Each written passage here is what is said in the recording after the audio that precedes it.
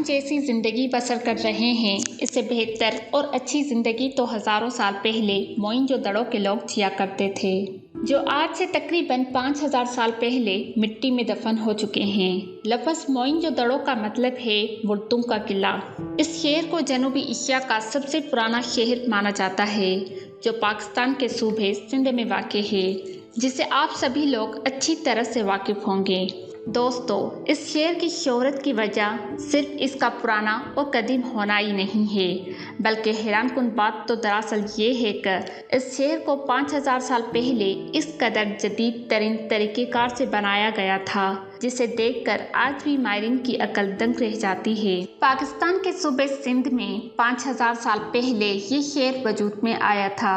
کھدائی کے دوران اس شہر کے بارے میں لوگوں کو جانکاری ہوئی تھی۔ اس میں بڑی بڑی عمارتیں اور مضبوط ترین دیواروں والے گھر، خوبصورت اور دل فریب مورتی، اس کے علاوہ مٹی اور دھاتوں کے بنے مضبوط ترین برتن، اینٹیں، تراشے ہوئے پتھر اور بھی بہت سی چیزیں ملی جو آج کے انسان کو بالکل حیران کر دیتی ہے۔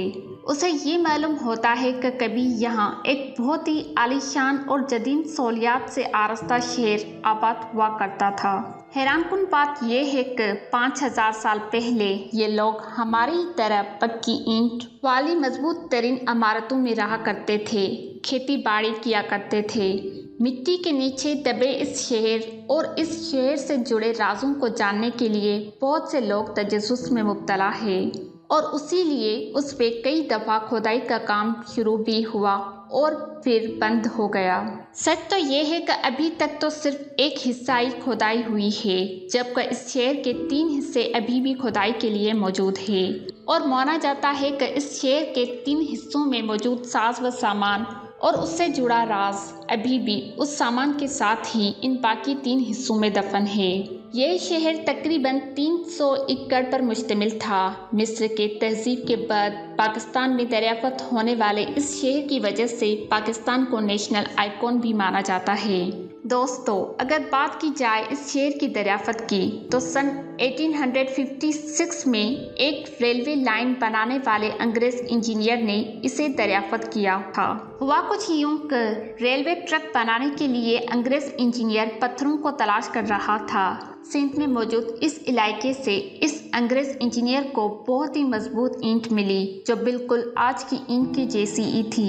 وہاں موجود ایک آدمی نے اس انگریز انجینئر کو بتایا کہ سب کے گھر اسی اینٹ سے بنے ہوئے ہیں، جو انہیں یہاں پر کھدائی کے دوران ملتی ہے۔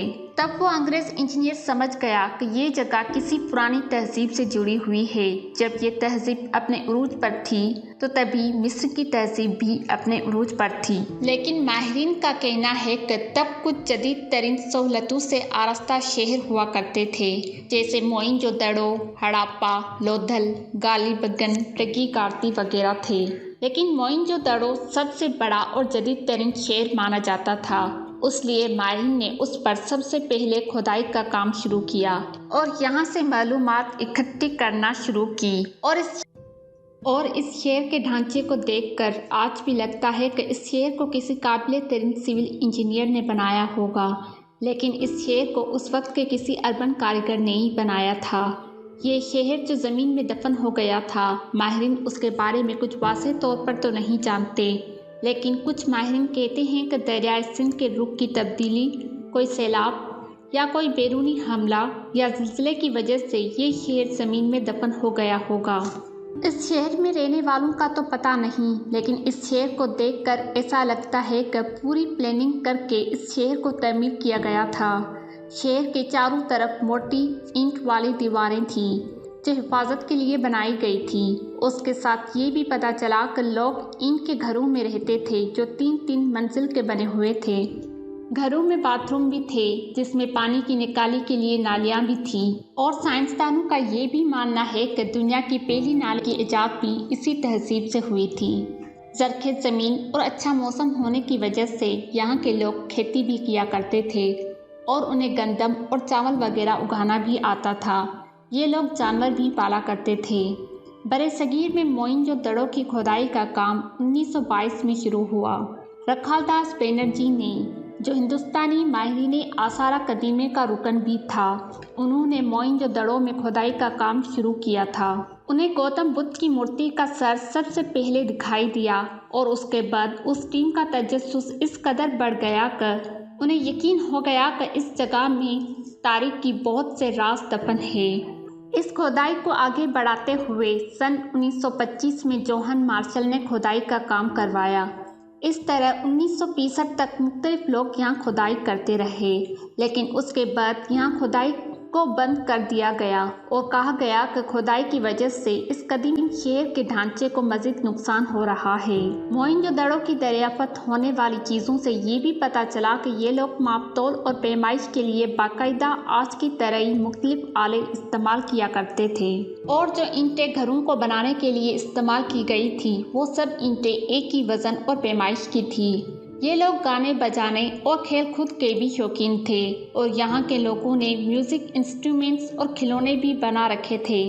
माहिरीन को यहाँ साबुन, कंघी और दवाइयाँ भी मिली हैं, जिससे ये साबित होता है कि यहाँ के लोग साफ़ सफाई पर ख़ास ध्यान दिया करते थे और अपनी सेहत का भी ख्याल रखते थे। खुदाई के दौरान मिलने वाले दांतों में कुछ नकली दांत भी मिले थे, जिससे ये पता चलता है कि इस तहजीब में डॉक्टर भी हुआ करते थे। खोज के दौरान लड़कियों के गहने और कॉटन के कपड़े भी मिले। उसके अलावा मूर्तियाँ, सिक्के, बर्तन और हथियार भी मिले हैं, जिनको आज भी मुख्तलिफ मुल्कों के म्यूज़ियम में रखा गया है। खुदाई के दौरान मिले काले रंग के गंदम के दानों से ये पता चलता है कि ये लोग खेती बाड़ी किया करते थे। कुछ गिनती के हरूफ भी मिले हैं, जिससे ये पता चलता है कि ये लोग पढ़ना लिखना भी जानते थे और चांदी के बने हुए जेवरात भी पहना करते थे। माहिरीन का मानना है कि इस तहजीब में तकरीबन 50 लाख के करीब लोग रहा करते थे। कोई सैलाब या ज़िलज़िला आया और सब कुछ तहस नहस हो गया, और उसी वजह से ये मोइंजोदड़ो शहर भी ज़मीन में दफन हो गया। कुछ के मुताबिक यहाँ पे उनके दुश्मन भी थे और शायद उनके दुश्मनों ने उन पर हमला किया होगा, जिसकी वजह से ये शहर तबाह हो गया। अभी भी कुछ लोग इस तहकीक पे लगे हुए हैं कि कैसे हज़ारों साल पहले ये लोग जदीद तरीन सहलतों से आरास्ता थे और फिर कैसे ये शहर मुकम्मल तौर पर ज़मीन में दफन हो गया। ऐसी नॉलेजफुल वीडियोस देखने के लिए जुड़े रहिए मेरे साथ।